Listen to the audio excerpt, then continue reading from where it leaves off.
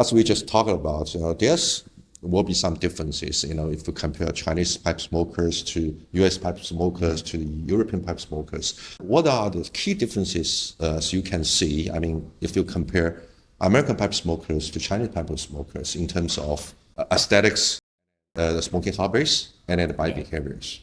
It's a big question, so I'll try to be a little concise with my answer. And I'll speak only about one of the things. Let's talk about smoking habits. Okay. So I think in a lot of the Western world, we've seen as smoking regulations have become stronger, fewer people are smoking in general. And there's a stigma around it. But in the Chinese culture, there's more, it's more common than in the United States and maybe some parts of Europe. But what comes with the things I was speaking about just a moment ago, the appreciation for the aesthetics and the craft, is also an appreciation for the tasting of things. And so I see the Chinese collector, the Chinese pipe smoker smoking a pipe and tasting the tobacco in a way that they drink fine tea. Exactly. That they're tasting very subtle differences. So was it steeped for 10 seconds or 8 seconds? Yeah, I like this point. And so they'll taste the tobacco. Well, this 965 from 10 years ago tastes different in very specific ways from one that is 25 years ago. It's like people drinking, Maltai, vintage Maltai. Vintage wine, yes, or vintage whiskeys, that they appreciate those subtle details. And I really enjoy watching some Chinese pipe smokers smoke the pipe because it's like they're sipping and thinking as they're smoking. I got it. And it's fascinating to watch. There's a way of appreciating the experience of smoking that is different than what I experience in my culture, and I love to observe it. So they take it more serious compared to Western people. Is that? I don't know about more seriously, but they almost study it. Yeah, they're studying instead of smoking it. Yes. They're studying. Yeah. This is very good point, though. I won't disagree with you. I have seen Chinese pipe smokers disassemble their pipe and clean every aspect of it, the tenon, the inside the bowl with a white cloth. Stop doing that. Stop doing that to your pipes. And don't do that to your pipes. You don't take your wheels off to wash your brake pads every time you wash your car.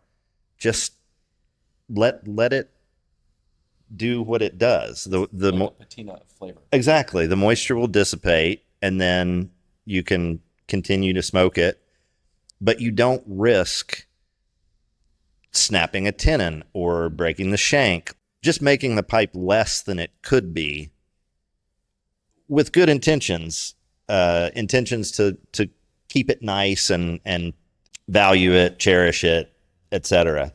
But I think in doing that, you're doing too much. So can I speak very briefly on this, and then I'm going to hand it over to Jared. What Todd says makes me think of, like, again, an analogy to tea. So when you get a new teapot, it takes time to season it, right? You season it. It takes, you don't, it's not going to taste like it can in a year. So it takes time to get the flavor into and break in the clay, right? But the same is true for a pipe. And if you're constantly cleaning it with bleach, or if you're sanitizing it, then you never have the opportunity to season it properly. And a pipe needs to be seasoned just like a teapot. I'm curious. Let's ask Alan first, and then each of us talk about how often you clean. No, I don't think we need to do that. Yeah, basically, I clean pipe every time when I smoke this. Yeah.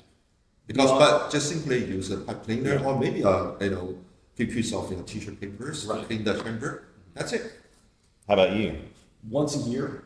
Oh, really? Very rarely. I only use a cleaner, just a cleaner in the airway. Sometimes not even that. Okay. I can tell you with great precision. Before a pipe show.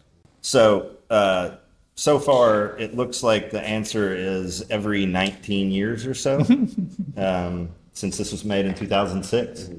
So, yeah, essentially never. So you have never cleaned this pipe? I don't think so. Okay. Interesting to know. Jared? What about you? I put a pipe cleaner through my pipes about every 10th, 15th bowl. Very rare. My pipes are. So we were talking about the differences between Chinese and American, like smoking habits. I smoke a lot, and I do not take particular care of my pipes because I have all the repair equipment that I need there in the shop, so I can clean anything up I want whenever I want, and I don't.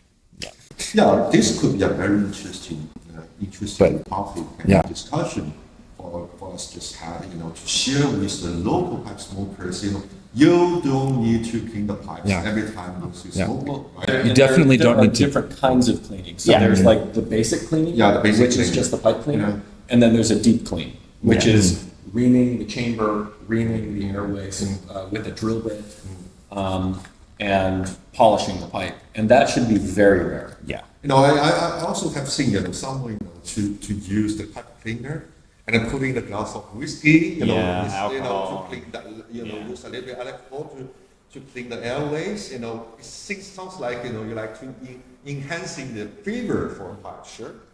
I don't have a problem with it. Do you suggest some people to do that? I would not suggest it. I will not suggest it either. Yeah. Okay. Nor would I. Yeah, I think it would oxidize the ebonite. Yeah. But honestly, taking the stem out is not something that's ever necessary, really. They can be disassembled. Of course. But you shouldn't. Yeah, the pipe cleaner should go through and all the way, but that's it. You shouldn't take the stem out because every time you take the stem out, you weaken it, and you risk, if you're doing it when the temperature is high, you risk damage. And I just advise them to not clean your pipe every time. Especially you should not take off the steam from the shank. Mm-hmm. This, I think That's the most important part, I think. I've had this pipe for, I don't know how long, 10, 12 years, and I may have taken the mouthpiece out 5 times. As a pipe relator, it's also part of our job, to help you guys to educate the local market and let them to be even more mature.